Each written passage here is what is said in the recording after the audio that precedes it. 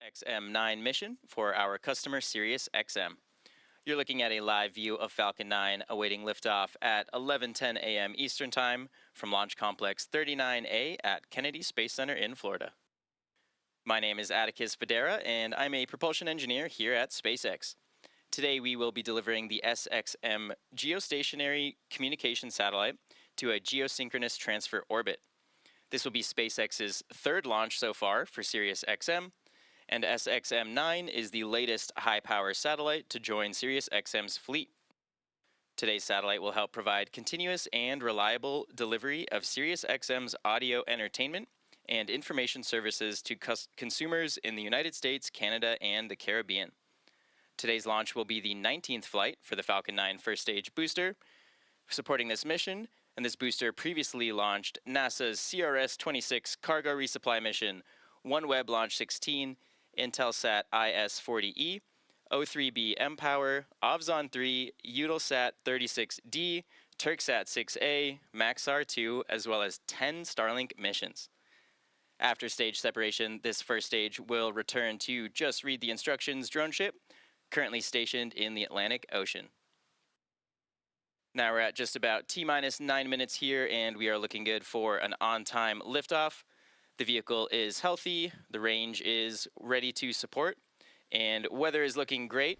We are reporting a minimal possibility of weather-related launch constraints. So for now, while we wait for liftoff, let's take a moment to meet the vehicle that will be taking SXM-9 to orbit today. The two-stage Falcon 9 vehicle on your screen stands just about 229 feet tall. When it's fully fueled, it'll hold just over 1 million pounds of propellant, and we began loading those propellants on both stages of the vehicle at just about T-minus 35 minutes. SXM-9 is safely enclosed inside of that 17-foot diameter payload fairing, and that's the top portion, or the nose of the rocket. You can see there on your screen. This fairing is made of a carbon composite material, and the fairing protects the satellite on its way to orbit. The fairing is made up of two halves, and they are jettisoned approximately 3 minutes into flight. For today's mission, one of the fairing halves is flight-proven, flying for its 5th time, and the other half is also actually flight-proven, flying for its 3rd time today. Both sides of this fairing will be recovered after today's flight by our fairing recovery ship, Bob. Below that payload fairing, we do have the second stage, and this is the part of the rocket that will take our payload to its destination orbit.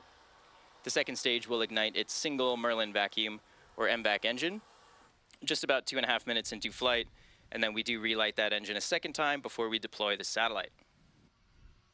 Below that second stage, you can see the black interstage, which is part of the first stage booster. And at the bottom of the first stage, there are 9 Merlin engines, and these get Falcon 9 off the ground up into the thinner parts of the Earth's atmosphere. Shortly after liftoff, the first and second stages will separate from one another, and then the second stage will continue up to orbit, and while the first stage will make its way back down to Earth. The first stage, of course, is designed to be reflown with minimal refurbishments between flights. And as mentioned at the top of the show, today's booster is flying for the 19th time, and we will be attempting to land this booster on our drone ship, Just Read the Instructions. And that drone ship is currently stationed in the Atlantic Ocean. As you can see there on your screen, a nice view of that drone ship. And if we are successful in recovering the booster today, it will be the 121st successful recovery of an orbital class rocket in just this year alone. Now lastly, that large truss structure you see next to the rocket is the transporter erector, or TE.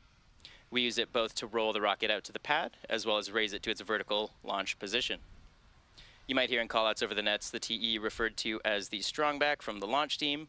Stage 1 RP1 load is complete. And there we go, we just heard that Stage 1 RP1 loading has been wrapped up.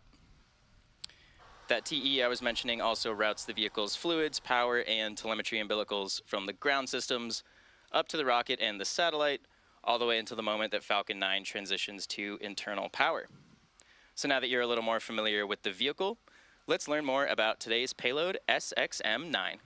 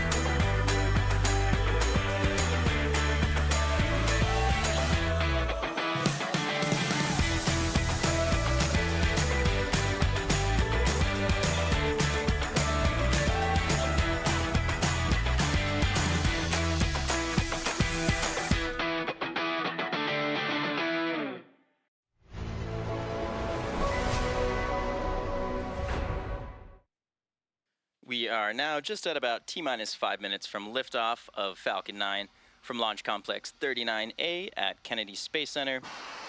At the point of liftoff, the Transporter Erector, or TE, will have retracted away to clear the path for Falcon 9's ascent. And in order to prepare for that retraction, we will see those clamp arms open around the base of the second stage, and the TE will pull away from the rocket. So we just heard a call out for that over the nets, and you should see those clamp arms just below the fairing start to open up any second now. And there you go. As you can see, those arms are now opening up in preparation for TE retraction.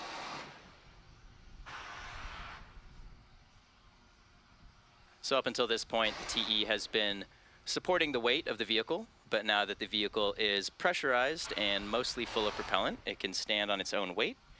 So we will now begin to retract that strong back away from the vehicle just slightly. And at this point in the countdown, both the first and second stages are nearly fully loaded with their 1 million pounds of kerosene fuel and liquid oxygen. And as you can see there on your screen, that strong back is now starting to lean away from the vehicle. These first and second stages began their propellant loading just at about T-minus 35 minutes, and they will wrap up about a minute apart from each other, with the first stage finishing just around T-minus 3 minutes, and the second stage wrapping up at around T-minus 2 minutes. You might notice a few of those white clouds around the vehicle. These are formed as the chilled gas above the LOX tank liquid surface vents overboard to maintain pressure inside of the tank. And when that cold gas contacts the warmer Florida air, it does condense the water in the air, and it forms those clouds that you see on your screen. And this is a totally normal part of Stage 1 LOX load is complete. There we go. We just heard stage 1 LOX loading has finished. Should be wrapping up stage 2 in around 40 seconds or so. Weather looking really nice here in Florida, mostly clear skies. Teams not reporting any blockers to launch at this point. Now coming up next at T-minus 60 seconds, Falcon 9 will enter the startup phase. And this means the rocket's autonomous internal flight computers have taken over control of the launch countdown. Should be wrapping up liquid oxygen loading on the second stage any second now. Stage 2 LOX load is complete. And there we go. With that call out, we are now fully loaded with RP1 and liquid oxygen.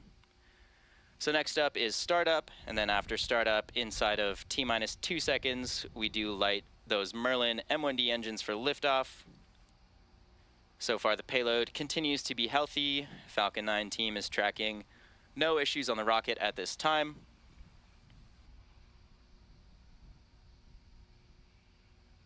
Should be gas launch closeout.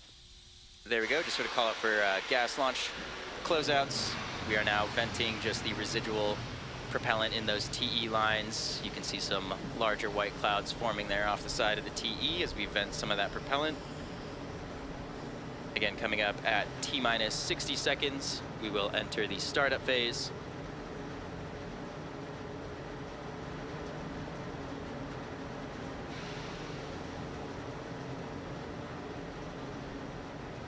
Falcon 9 is in startup. So with that, the Falcon 9's internal flight computers have now taken control of the launch countdown. We're just waiting for our final go from our launch director, and then we will be heading to space. Launch directors go for launch. Great news there. No blockers to liftoff. We should be lifting off in just around 35 seconds. So let's listen in for that. T-minus 30 seconds.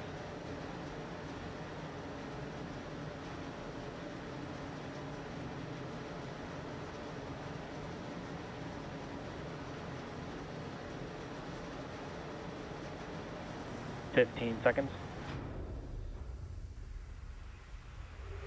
T-minus 10, 9, 8, 7, 6, 5, 4, 3, 2, 1. Ignition. And liftoff. Go SpaceX, go Sirius XM. Vehicle is pitching that range.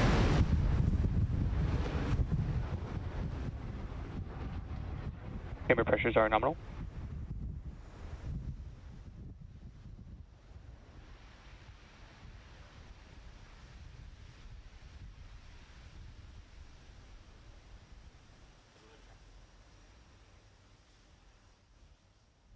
T plus 30 seconds into flight. We're getting some beautiful views from the vehicle here. Falcon 9 has successfully lifted off from Launch Complex 39A. You can see Power and telemetry are nominal. Kennedy Space Center below the vehicle. And again, we are carrying SXM-9 to orbit today. As you might notice, the vehicle is tilting over horizontally, and this is Falcon 9 is supersonic. This is a maneuver known as a gravity turn. Coming up on max Q here in just a couple seconds. Max Q. There we go, we just passed through that moment of max Q. As I mentioned earlier, we are starting to head horizontally away from the launch pad. We're still going up, but we're also going sideways essentially. And as you heard previously, we did just pass through max Q, which is a critical moment in flight because the combined stresses caused by Falcon 9 accelerating through the atmosphere, as well as the ambient static pressure, are at their greatest. And we did just hear that MVAC chill for Ascent has begun, just cooling down some of those engine components further in preparation for full flow of liquid oxygen. You can track our progress to orbit here by keeping an eye on that stage 1 telemetry in the bottom corner of your screen. Getting a great tracking shot from the ground here. You can see we're going over 5,000 kilometers per hour. Getting a nice view of the rocket's plume as we head up to the thinner parts of the Earth's atmosphere. Coming up next, we have a series of events. Those are main engine cutoff, followed by stage separation, second engine start 1, and then following that is fairing separation.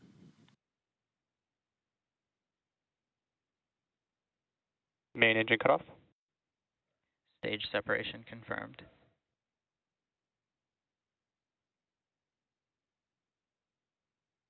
MVAC ignition. And there we go. So what you just saw was the shutdown of the 9 M1D engines, known as MECO. Following that, we separate the 2 stages, and then we do light the MVAC engine, which you're looking at now on your screen. Meanwhile, the first stage, you can now see on the left side of your screen, is going to flip its orientation in preparation to re-enter the Earth's atmosphere in an attempted landing on our drone ship out in the Atlantic Ocean. So as you can see with the MVAC engine lit on the right side of your screen, we're now accelerating our way into orbit. First stage on the left side of your screen is in a coast phase. Fairing separation confirmed. And there go those 2 fairing halves. We're now exposing the SXM-9 payload to the vacuum of space.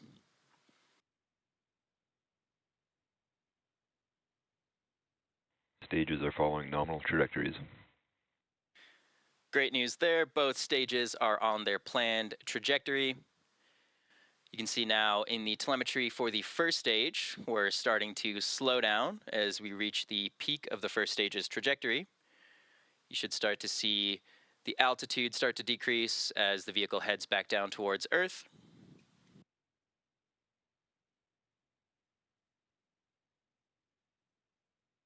Coming up next on the first stage is the entry burn.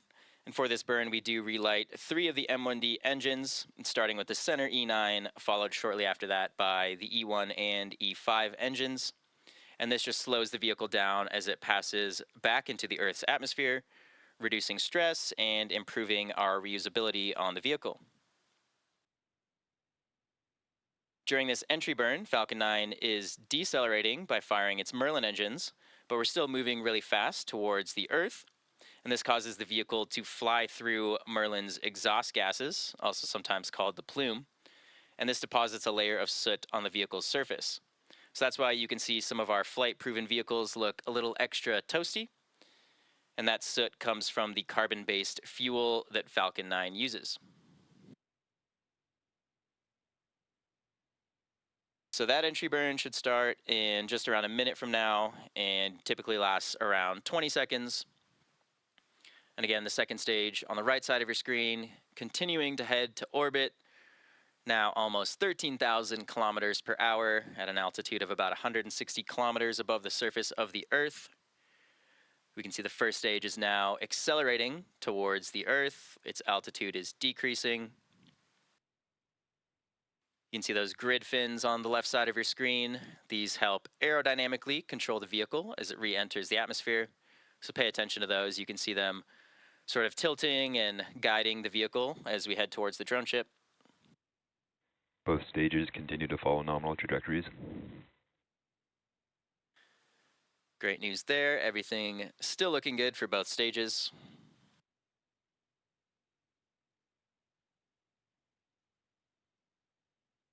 Coming up shortly on that entry burn, so pay attention to the left side of your screen as well as that telemetry.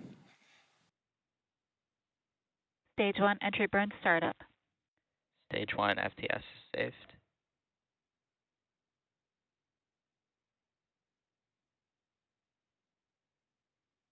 So we are now currently in the middle of the entry burn. You can see we are rapidly slowing down that first stage.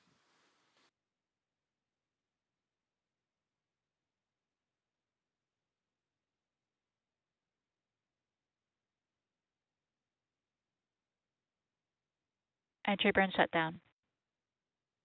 And there's the conclusion of that entry burn. And now, as I mentioned earlier, we perform this entry burn to slow the vehicle down and reduce the re-entry stresses, and this in turn increases our reusability of the vehicle. And of course, reusability is the key to lowering the cost of spaceflight, and that enables more investment into critical scientific research. The Falcon 9 first stage supporting today's mission has just performed that entry burn for the 19th time. The Merlins on this first stage are optimized for sea level, and they achieve about 190,000 pounds of thrust during ascent and descent. The MVAC engine on the right side of your screen is optimized to operate in the vacuum of space, and that engine produces just around Stage 2 terminal guidance. 220,000 pounds of thrust in the vacuum. So we just heard stage 2 has entered terminal guidance, which means we are approaching the end of our Stage 1 burn. transonic. Meanwhile, stage 1 has just gone below the speed of sound. We are now approaching the thicker parts of the Earth's atmosphere, getting ready for a landing on our drone ship. Second stage approaching its parking orbit. You can see those grid fins on the left now starting to help position the vehicle and guide it towards the ship. And Stage 1 landing burn.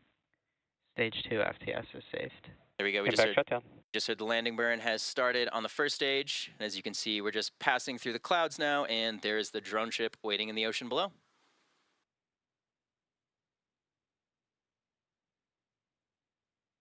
Nominal orbit insertion. Landing leg deploy.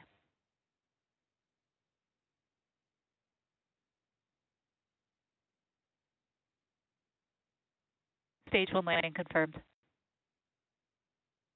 And there you have it. That landing marks SpaceX's 380th successful recovery of an orbital class rocket, including the first stage landings for both Falcon 9 and Falcon Heavy. Now, this is a major milestone as well for Just Read the Instructions, which just fielded its 100th landing. And in the middle of that landing burn, we did hear that the MVAC engine successfully shut down, and we had a nominal orbital insertion. So with that confirmation, the second stage is now embarking on its coast phase. After this coast phase, we do relight that MVAC engine for a second time. That should happen around the T+26 minute mark. And following that will be payload deploy around the T+34 minute mark. So we're going to head into a quick break, but we'll see you back here in just around 15 minutes.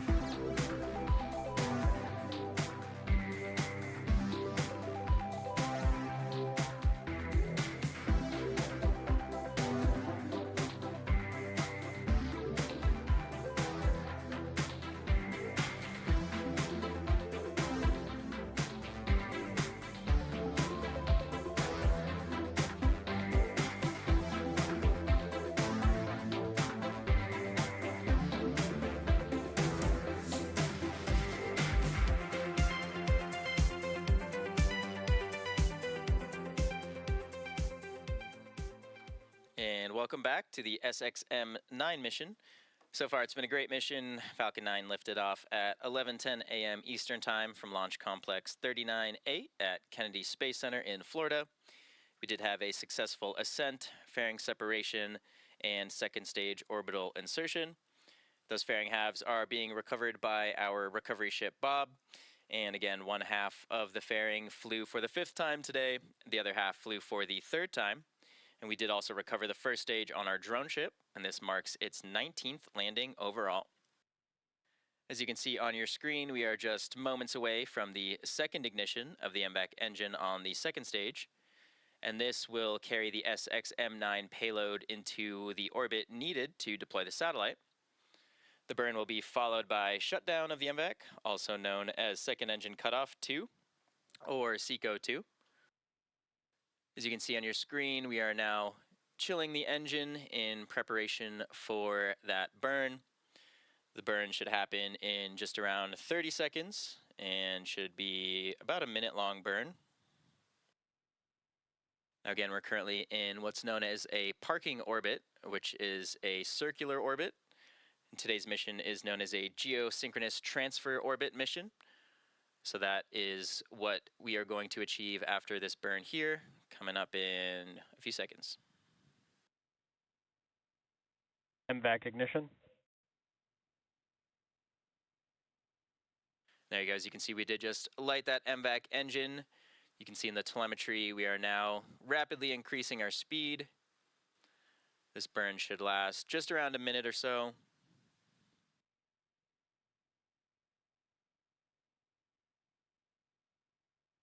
And again, this takes us to a geosynchronous transfer orbit, which is the deploy orbit for the SXM-9 payload today.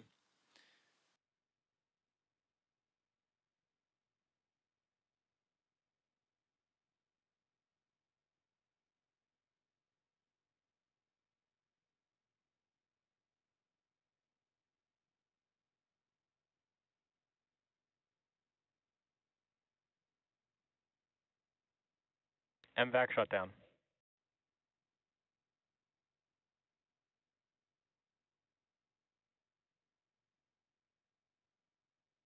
We did just successfully shut that engine down. Nominal orbit insertion. And there's the call out for nominal orbit insertion. So with that second engine cutoff, or SECO 2, we're just a couple minutes away from payload deploy. So we will take one more short break for the final few minutes of coast here, and we'll see you back here in just around 4 minutes.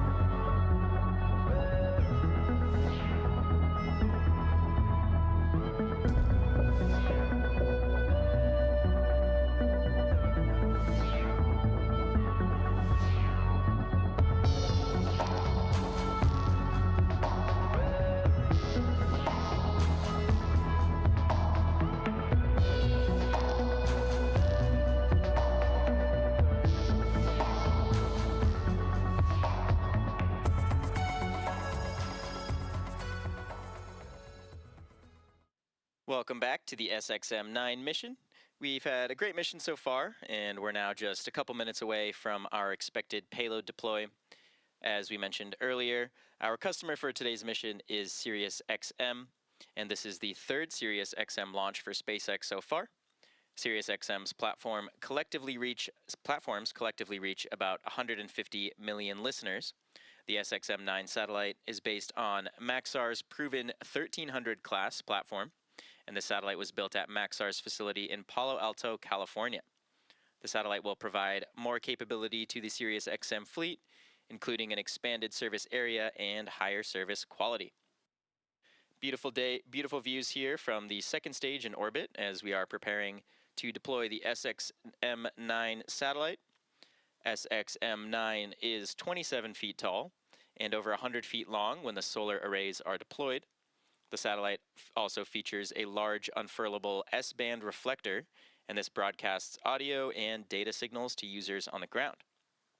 As I mentioned, there are more than 150 million SiriusXM-equipped vehicles on the road today, and these rely on SiriusXM's proprietary satellite network, which is also a key delivery mechanism for the company's 360L platform. SiriusXM also offers a suite of satellite-delivered marine and aviation services, and these provide pilots and boaters with important weather data and information directly to their cockpits. Getting a great view of the payload here in space on your screen. As you can see, we are now in the deploy orbit, traveling over 32,000 kilometers per hour. You can see our altitude is also increasing. Should be coming up on that payload deploy in just around 30 seconds. Should hopefully get a good view of that deploy.